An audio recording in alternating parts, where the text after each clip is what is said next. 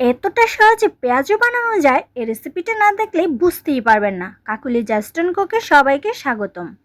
প্রথমে আমি 1 বাটি পরিমাণ কুচানো পেঁয়াজ নিয়েছি, তারপর 3টে কাঁচা লঙ্কা কুচি নিচ্ছি, তারপর দিচ্ছি হাফ বাটি পরিমাণ বেসন, সামান্য একটু হলুদের গুঁড়া আর ঝাল অনুযায়ী মরিচের গুঁড়া আমি 1 চামচ দিয়েছি, আপনারা আপনাদের স্বাদ অনুযায়ী দিবেন, আর স্বাদ মতো লবণ দেওয়া হয়ে গেলে প্রথমে শুকনো উপকরণগুলো একটু মাখিয়ে নিচ্ছি, তারপর সামান্য একটা জল দিয়ে ভালো করে মাখিয়ে নিতে হবে।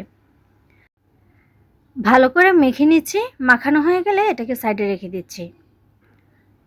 তারপর একটা কড়াইয়া আমি চুলায় বসিয়ে পরিমাণ মতো রান্নার তেল দিলাম।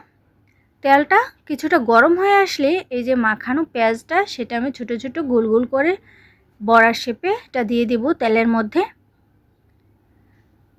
তো তেলের মধ্যে ছোটো ছোটো করে দিয়ে দিচ্ছি, আর চুলার আঁচটা মিডিয়াম টু লো আঁচে থাকবে, হাই ফ্লেমে ভাজা যাবে না।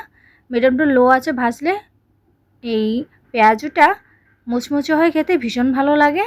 উল্টে পাল্টে কিছুটা সময় নিয়ে লাল লাল করে ভেজে নিতে হবে, তাহলে কিন্তু বেশ ভালো লাগে। এই পেঁয়াজগুলো কিন্তু অলরেডি ভাজা হয়ে গেছে। এই পেঁয়াজগুলো কিন্তু বন্ধুদের আড্ডায় বেশ জমে যায়, আর বিশেষ করে বিকেলের নাস্তায় চায়ের সাথে কিন্তু দারুণ লাগে খেতে। এটা না খেলে বুঝতেই পারবেন না। তো দেখুন এগুলো হয়ে গেছে, নামিয়ে নিচ্ছি। তারপর বাকিগুলো ভেজে নিয়ে আমি এই পেঁয়াজগুলো আপনাদেরকে পরিবেশন করে দেখাচ্ছি। তো বন্ধুরা, আমার এই সহজ এই পেঁয়াজ রেসিপিটা যদি আপনাদের ভালো লেগে থাকে তাহলে লাইক, কমেন্ট অ্যান্ড শেয়ার অবশ্যই করে দেবেন, আর সাবস্ক্রাইব করতে ভুলবেন না। আজ এই পর্যন্তই, ভালো থাকবেন, বাই বাই।